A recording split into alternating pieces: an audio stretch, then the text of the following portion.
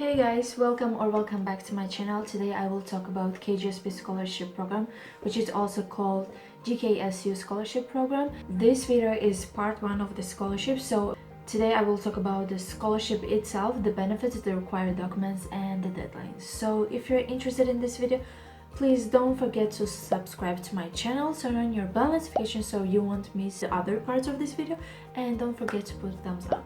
So before further ado, let's get started.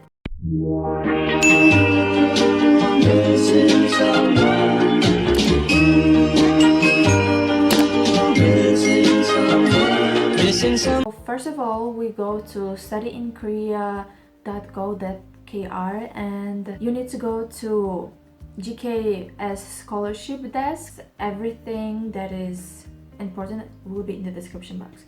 So we go to this website and then we see what's the purpose of the scholarship. This scholarship is provided by Korean government and the purpose is to provide higher education to all international students who want to study in Korea and also be friends with your country. Really smart. And then the available options in universities is that you can apply for undergraduate course, which is 4 years plus 1 year for language year. And then you can apply for graduate course, master's or PhD. They choose in total 170 students for undergraduate program and 700 for graduate. That's a lot. I mean, like PhD and master's degree. If you do not know Korean language, you will have to study 1 year of language school. They will provide everything. They will pay for everything just to make sure that you will know Korean language. But if you already know, you can just skip that 1 year and you will get like extra money for you knowing the language. Let's look at the application procedure. So for undergraduate program, the announcement of application releases in September, and for graduate it releases in mid-February. So the application guideline which I will read in this video will be for undergraduate program, and for graduate program the application will be out in February. So I might do specific for graduate program in February video about that. The application procedure just goes from September to January, like all these months you need to send your documents and then the university or embassy will analyze everything. And the announcement for undergraduate program will be in January. Some people I think already got this January their results. And if you arrive, you will arrive in late February for undergraduate program. In case of graduate, application announcement will be in February, and then from February to June, you will go through this all process. And in June, you will get the results. And in late August you might arrive to Korea, hopefully, if you get in. And now let's look at the scholarship benefits. This is so good, like, I mean, if you can just apply, because this is the best scholarship that you can find. Okay, so what they will cover and what are the benefits? First of all, they cover your airfare. When you arrive, they pay for your ticket. Then resettlement allowance. It's 200,000 Korean won, about $200. Living allowance for undergraduate 800,000 Korean won, and for graduate 900,000 Korean won. Damn, that's a lot. A lot, like a lot. Medical insurance, they cover 20,000 Korean won, $20 per month. So every month you get that. Language course, they cover like 800,000 Korean won. Per 3 months, I guess. The quarter is like 3 months, depends on the language course. And then the most sweet part is tuition fee. They cover your tuition fee for undergraduate, like 4 years plus 1 year of language course, of course, and for graduate like 3 or 4 years. And they will not cover no more than 5 million Korean won per semester, which is $5,000, like around that number. And that's actually a lot. I mean, like in average Korean universities, tuition fee per semester is about 3,000 Korean won, 3 million Korean won, which is $3,000 about. So that's really good. And then They pay for your award for excellent Korean language proficiency, 100,000 Korean won, $100. That's what I told you. If you know Korean and if you don't need to take language course, they will pay you extra money for you knowing Korean language. Then they support your research, and the support money is from 210,000 Korean won to 240,000 Korean won. Then printing costs, dissertation, they cover from 500,000 Korean won to 800,000 Korean won. And then completion grant is 100,000 Korean won, $100. Completion grant is the thing that if you completed this program in full, like you didn't leave Korea in the middle of your program, like I'm bored, I don't want to study anymore, I'm just gonna go back home. No, you cannot do that. I mean, like, you can do it, but like it's not beneficial for you.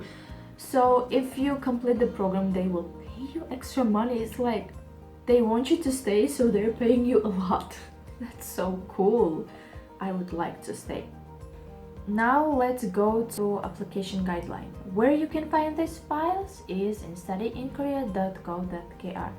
So you can simply go to the site and then go to second page, and there you find 2021 undergraduate KGSP program, and they have 7 files. So I downloaded all the files and you can download them here too. Links are in the description box. So now let's look at the application guide.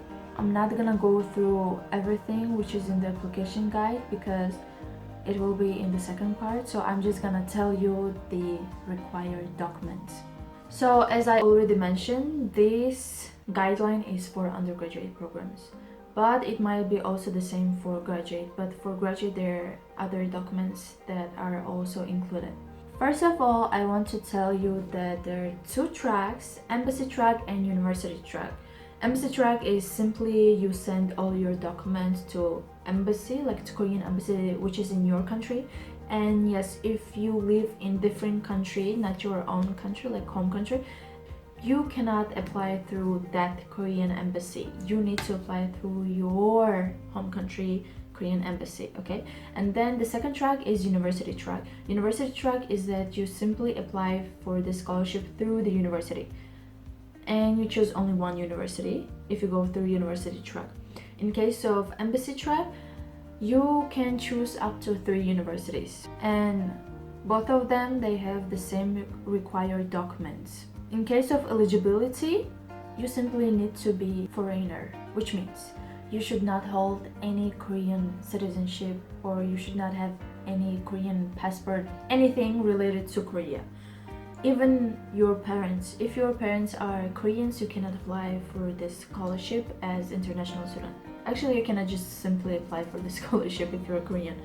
But if you held Korean citizenship before and now you have different citizenship, you need to provide specific documents proving that you change your citizenship, and your parents too. So that's the whole process of proving that you are not Korean anymore. So yes, now let's go and see what are the required documents. So you can see that some documents are written like required and some are optional. And there are stars. Stars are for those who had Korean citizenship. Okay, so you need to have your application form, obviously, and I will go through application form in my second part of this video. Then personal statement, also in the second part of this video. Study plan, everything in case of personal statement, study plan are basically essays. Then 2 letters of recommendation. And to make sure that you know, your 2 letters should be from 2 different recommenders. One person cannot write your letters, because some people actually ask this question, if one person can write 2 letters. Then GKS application agreement, you just simply sign that you agree to everything. Personal medical assessment, certificate of high school graduation or expected graduation certificate, which means if you didn't graduate your high school yet, you need to submit document that proves that you're gonna graduate your high school, let's say by March 2020. Then high school grade transcripts, basically all your transcripts for the past maybe 3 years. Then applicant's proof of citizenship document, which is birth certificate or family register or passport copy and etc. Anything that shows your nationality. And also applicant's parents' proof of citizenship, your parents' passports, anything like that. Then awards and other certificates. This is optional, but if you have any awards, certificates, just submit them. It gives you more chance to get in, like to pass this stage and get the scholarship. Then also certificate of valid TOPIK score. If you have the TOPIK score, TOPIK is Korean language proficiency test stuff like IELTS and TOEFL. So if you have that, and if it's higher than level 3, you can simply send them and you can just skip the language year. Then certificate of valid English proficiency test, IELTS, TOEFL, anything. Then this is like 3 of these documents are for those who or had Korean citizenship. Small note is that your documents should be written or in English or in Korean, not any other languages, and all your documents should be signed and sealed. In case of embassy track, you need to send 1 original document and 3 photocopies of these documents. So when you send all your documents, you might get interview from embassy, like if you apply through embassy track, or you might get interview from university. The documents that you will submit to embassy or university, doesn't matter, they will not be returned. Just remember that, because some people have issues like, I sent the document, I didn't get in, can I get my document back? I actually had that issue one time. I wanted my documents back like so bad. So yeah, just know that you cannot get your documents back. And you need to submit your documents in an order that I read. And there's actually the checklist. That's actually all for this video, for part 1. And if you want to know the application process in details about embassy track, university track, and restrictions and qualifications, I will talk about this in my part 2 video. And it will be out soon. And in third part, I will talk about application forms. I will just go through all application form, the essays, what you need to submit, what documents, what you need to write and stuff. And also I will go through university informations, like what university has which departments and stuff. So if you're interested in this video or in the future videos, please don't forget to subscribe to my channel, turn on your bell notification so you won't miss my new videos. And don't forget to put thumbs up because it means a lot to me. But yes, thank you for watching, wish you best of luck, and see you in the next part 2 video. Bye-bye.